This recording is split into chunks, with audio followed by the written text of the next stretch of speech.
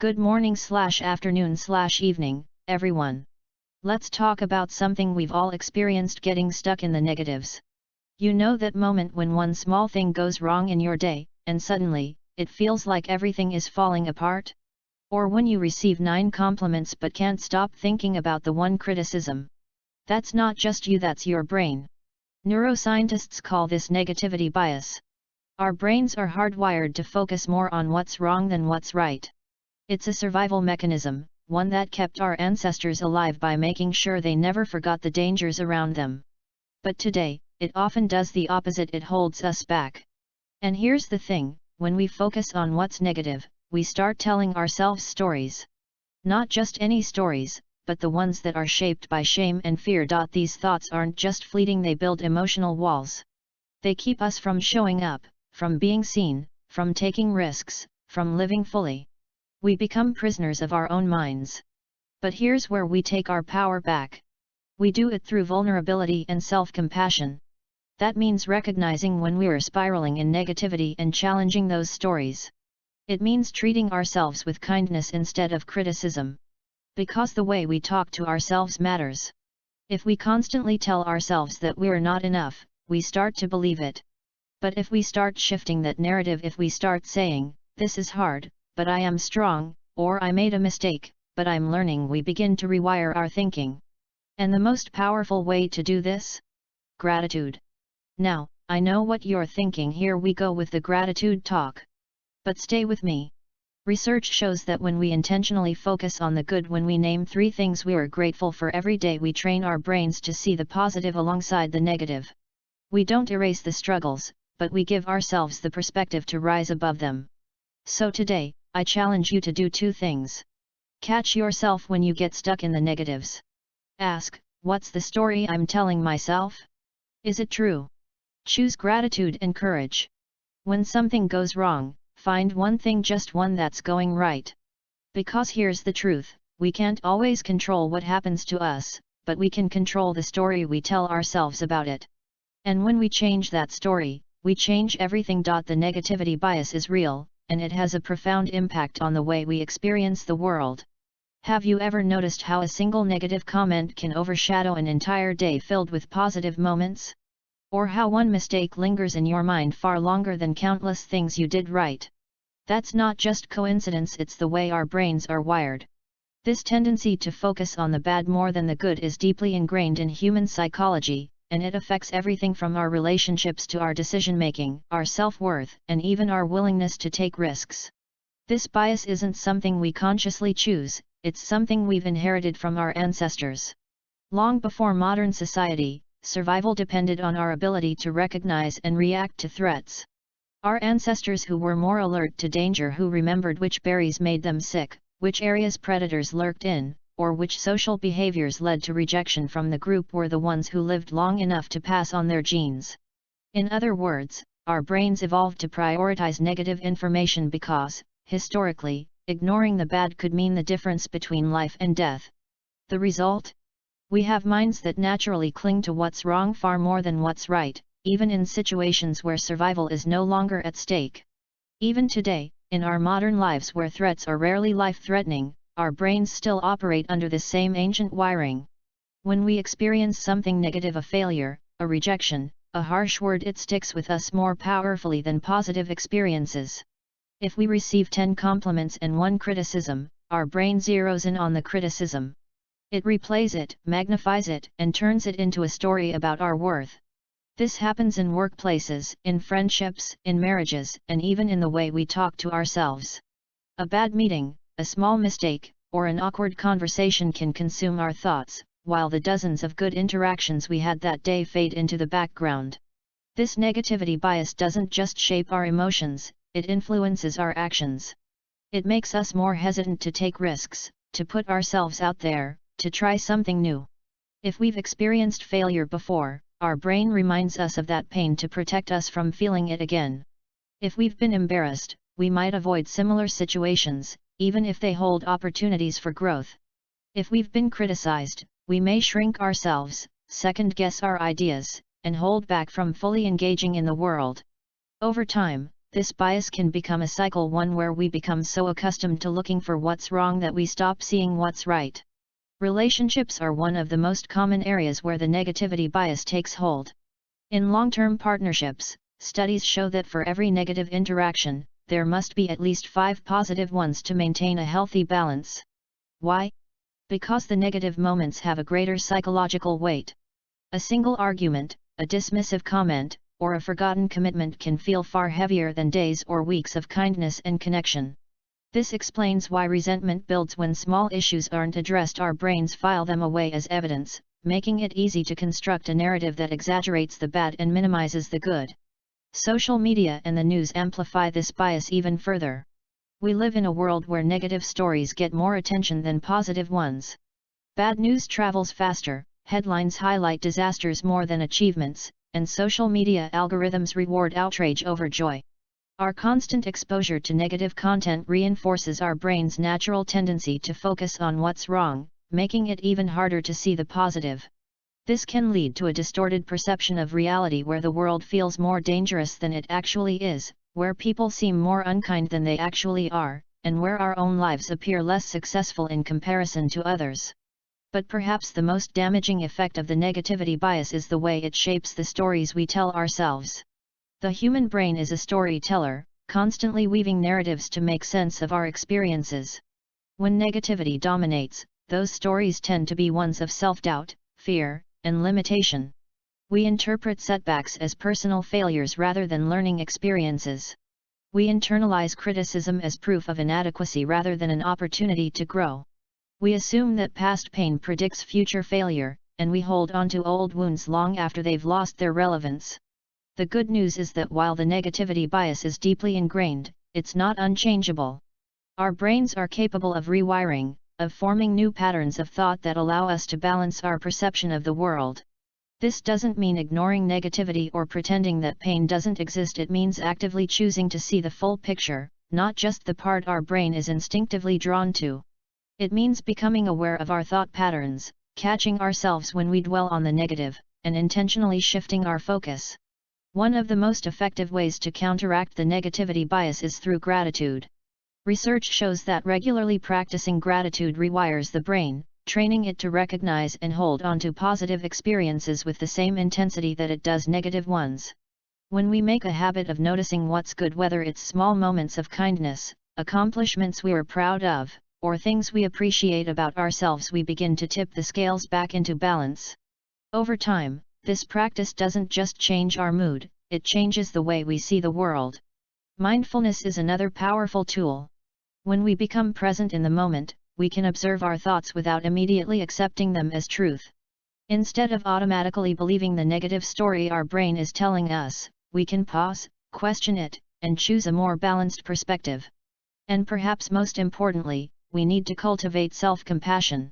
The negativity bias makes us our own harshest critics, replaying our mistakes and shortcomings more than our strengths.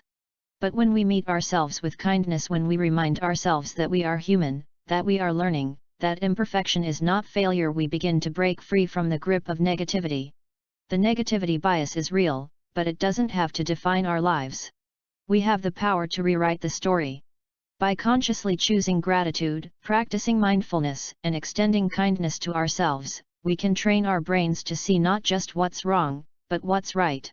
And when we do that, we create space for more courage, more joy, and more connection, not just with others, but with ourselves. Shame and fear are two of the most powerful emotions that shape human behavior, often in ways we don't even realize. They operate beneath the surface, influencing our thoughts, decisions, and interactions with others. When we get stuck in negative patterns, when we hesitate to take risks, when we struggle with self-doubt, it is often because shame and fear have taken hold. These emotions are deeply intertwined, feeding off each other and reinforcing limiting beliefs that keep us from showing up fully in our lives. Shame whispers that we are not good enough, and fear convinces us that if we try, we will fail. Together, they create a cycle that is incredibly difficult to break. Shame is different from guilt. Guilt is about something we have done. I made a mistake. Shame, on the other hand, is about who we believe we are. I am a mistake. This is why shame is so paralyzing. When we make a mistake and feel guilt, we can learn from it, make amends, and grow. But when we experience shame, we internalize the belief that we are fundamentally flawed, and that belief holds us back. Shame thrives in secrecy. The more we hide it, the stronger it becomes. We avoid talking about it because we fear that if people knew our struggles, they would reject us.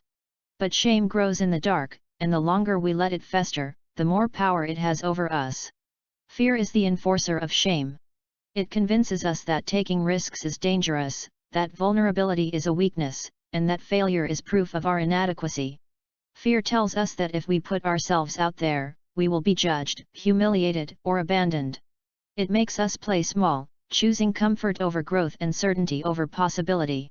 Fear keeps us from applying for the job we want, from sharing our creative work, from speaking up when we have something important to say. It convinces us that staying in the background is safer than stepping into the light. The problem is that this kind of safety comes at a cost. When we let fear dictate our choices, we trade our potential for security, our dreams for comfort, and our authenticity for approval. Shame and fear often originate from early experiences. Many of us grow up in environments where mistakes were not met with compassion, where vulnerability was seen as weakness, and where love and acceptance felt conditional. Maybe we were criticized for not meeting expectations, or maybe we learned that certain parts of ourselves were unacceptable. Over time, we develop strategies to avoid experiencing shame: perfectionism, people-pleasing, avoidance. Perfectionism is a common response to shame because it tricks us into believing that if we do everything flawlessly, we can avoid judgment and rejection. But perfectionism is exhausting and unattainable, and it ultimately reinforces the belief that we are only worthy if we meet impossible standards. People-pleasing is another way we try to outrun shame. By making others happy, we hope to secure our place in the world and avoid conflict. But when we prioritize others' approval over our own authenticity, we lose ourselves in the process. Avoidance is perhaps the most insidious response to shame and fear. If we don't try, we can't fail. If we don't show up, we can't be judged. But avoidance also means that we never get the chance to succeed, to connect, or to grow. Shame and fear are not just personal struggles, they shape entire cultures. In workplaces, shame shows up as an environment where mistakes are punished instead of used as learning opportunities. Employees who fear being shamed for speaking up stay silent, and innovation suffers as a result. In education, fear of failure leads students to avoid challenges, choosing safe paths rather than ones that require courage and resilience. In relationships, shame and fear create distance. When we are afraid of being rejected, we build emotional walls. When we believe we are unworthy of love, we sabotage intimacy before someone else has the chance to hurt us. The antidote to shame is vulnerability. Shame tells us to hide, but vulnerability invites us to be seen. It is in sharing our struggles, our fears, and our imperfections that we break the power of shame. When we speak our shame out loud, it loses its grip on us. We realize that we are not alone, that others have felt the same way, that imperfection is part of being human. Vulnerability is not weakness, it is the courage to show up despite the fear of judgment. It is the willingness to say, "This is who I am," even when we don't know how we will be received. Vulnerability builds connection, and connection is what ultimately heals shame. Fear, too, can be overcome, but not by eliminating it. The goal is not to be fearless, but to move forward despite fear. Fear is a natural part of growth, and if we wait for it to disappear before taking action, we will be waiting forever. The key is to acknowledge fear without letting it control our choices. This means recognizing when fear is speaking, questioning its narrative, and making decisions based on our values rather than our anxieties. It means stepping into discomfort, knowing that courage is built through action. Every time we take a step despite fear, we prove to ourselves that we are stronger than we thought. Self-compassion is essential in this process. Shame and fear are relentless critics, always pointing out our flaws and shortcomings. The way we respond to ourselves in moments of struggle determines whether we stay stuck or move forward. If we respond with self-judgment, we reinforce shame. But if we meet ourselves with kindness, we create space for growth. Self-compassion means treating ourselves with the same understanding that we would offer a friend. It means recognizing that failure does not define us, that mistakes are part of learning, and that we are worthy even when we fall short. Breaking free from shame and fear is not about eliminating these emotions altogether. They will always be part of the human experience. It is about recognizing their presence without letting them dictate our lives. It is about choosing courage over comfort, authenticity over approval, growth over safety. It is about understanding that our worth is not determined by our success or failure, but by our willingness to show up and try. When we stop letting shame and fear keep us stuck, we open ourselves up to possibility. We begin to live fully, love deeply, and embrace the beautiful, messy reality of being human. Vulnerability and self-compassion are two of the most powerful forces for personal growth, connection, and resilience. Yet, they are often misunderstood, resisted, or seen as weaknesses. In a world that encourages perfection, productivity, and toughness, vulnerability can feel risky, and self-compassion can seem self-indulgent. But the truth is, these are not signs of weakness. They are the foundation of courage, authenticity, and emotional well-being. Vulnerability is the ability to show up as we are, to embrace uncertainty, and to risk being seen, even when there are no guarantees. Self-compassion is the practice of treating ourselves with the same kindness and understanding that we offer others, especially in moments of struggle. Together, they form the key to breaking free from shame, overcoming fear, and living a life that is whole, rather than one spent trying to meet impossible standards of perfection. Vulnerability is often associated with weakness because it involves exposing our true selves. To be vulnerable means to acknowledge our fears, admit when we don't have the answers, and open ourselves up to the possibility of failure or rejection. It means letting go of the masks we wear to protect ourselves and instead choosing authenticity. But if vulnerability were truly weakness, then why is it the foundation of everything meaningful in life? Love, creativity, leadership, connection, innovation, none of these are possible without vulnerability. Love requires us to risk heartbreak. Creativity demands that we put our ideas into the world, knowing they might be criticized. Leadership asks us to make decisions without certainty. Every act of courage is an act of vulnerability. Yet, despite its power, many people avoid vulnerability at all costs. We are conditioned to believe that being strong means never showing weakness, that being successful means never admitting struggle, and that being in control means never needing help. We build walls to protect ourselves from judgment, rejection, and failure. We avoid difficult conversations because we fear conflict. We hold back our emotions because we don't want to seem too much. We choose perfectionism over authenticity because we think being flawless will make us worthy. But the irony is that in trying to avoid vulnerability, we also close ourselves off from the very things we crave: connection, belonging, and true self-acceptance. When we embrace vulnerability, we open the door to deeper relationships and a more fulfilling life.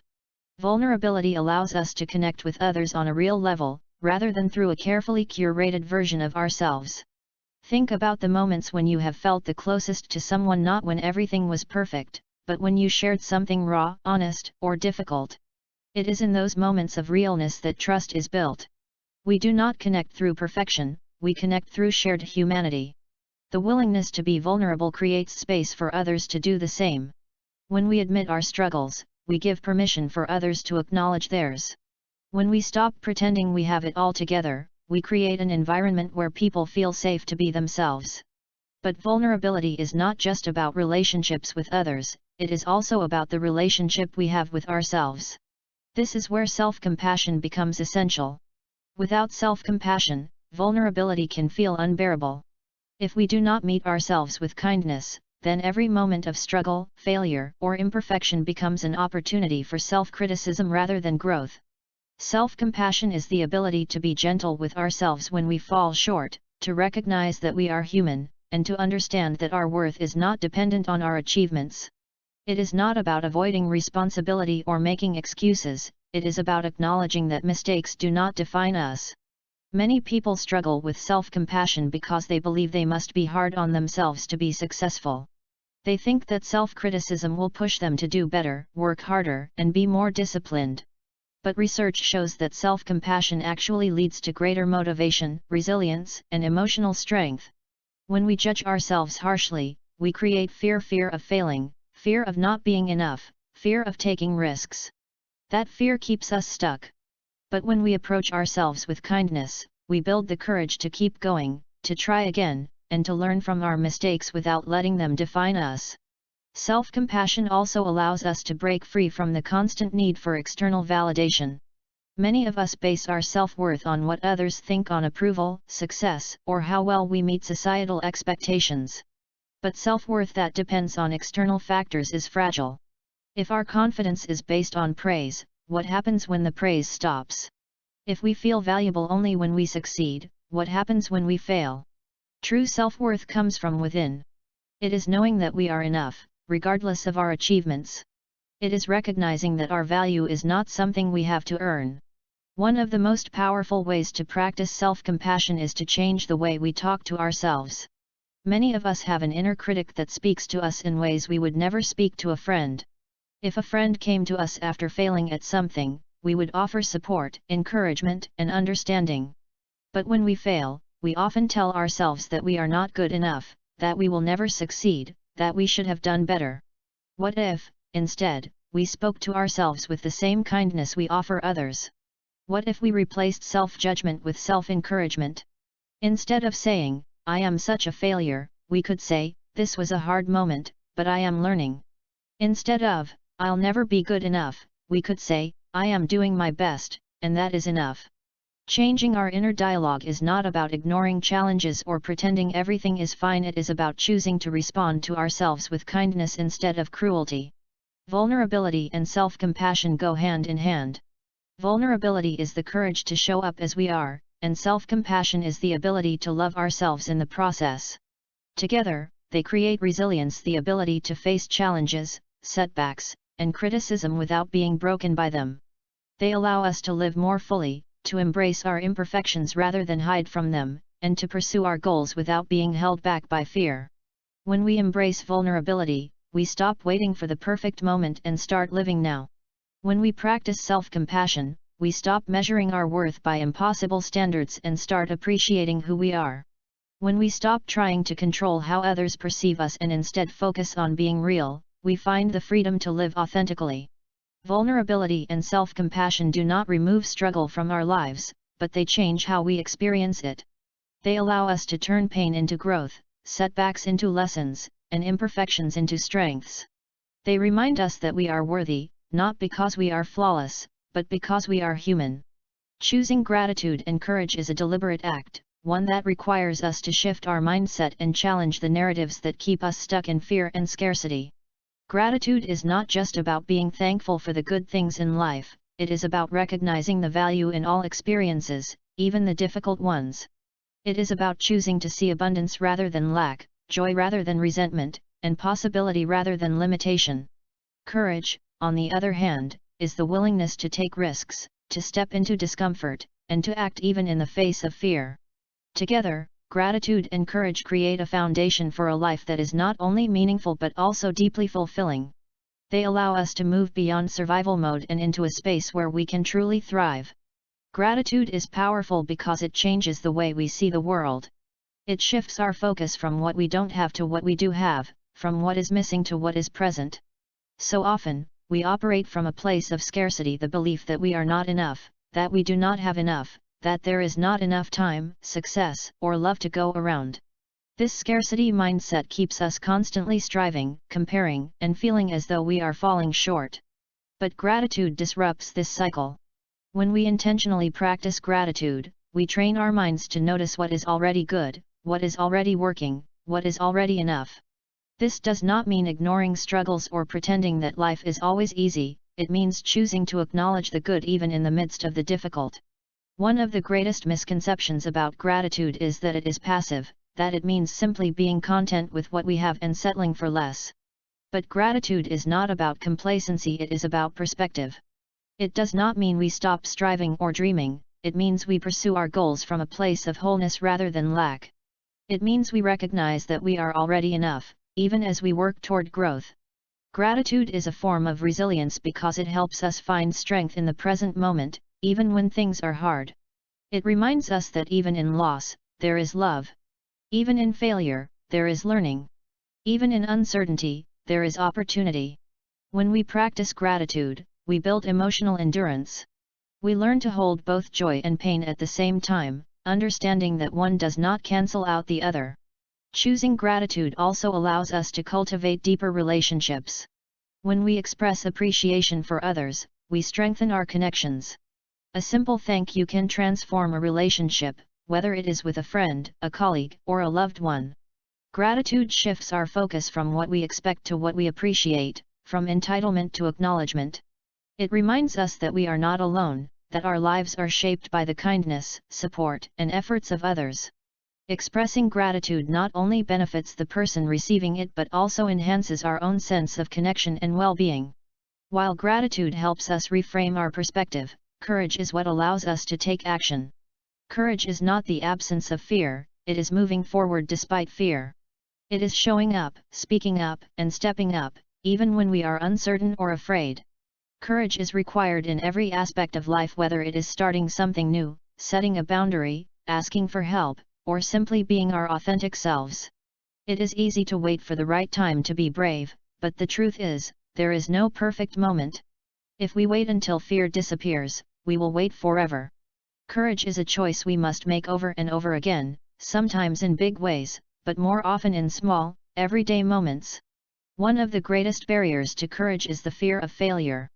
We are conditioned to see failure as something shameful, something to be avoided at all costs. But failure is not the opposite of success, it is part of the process.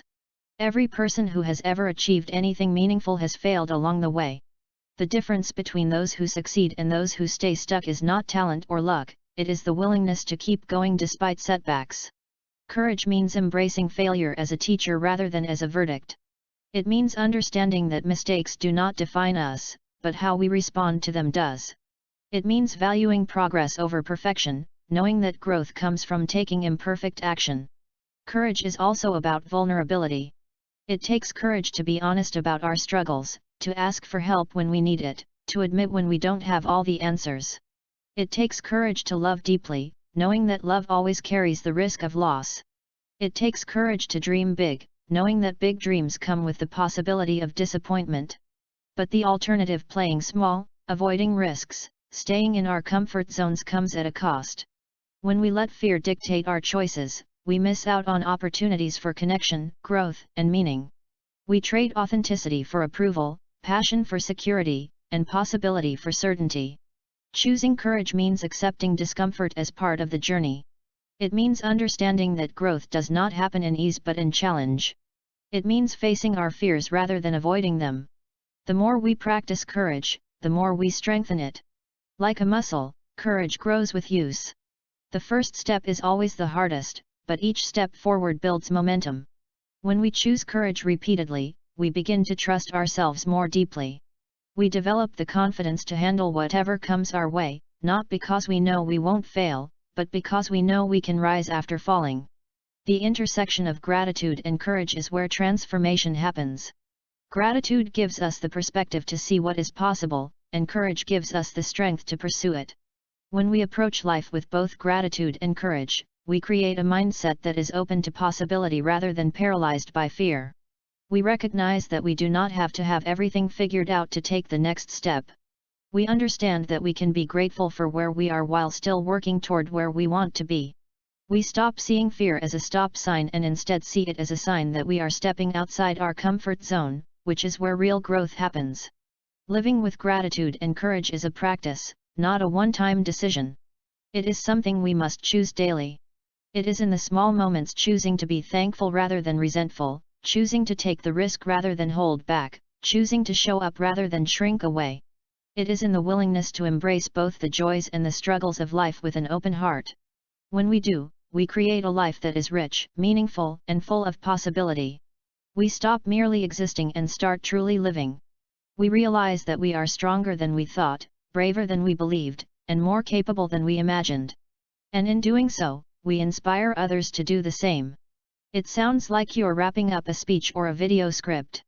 If you're creating content for a YouTube channel or social media, you might want to phrase it in a more engaging way, like, "Alright, friends.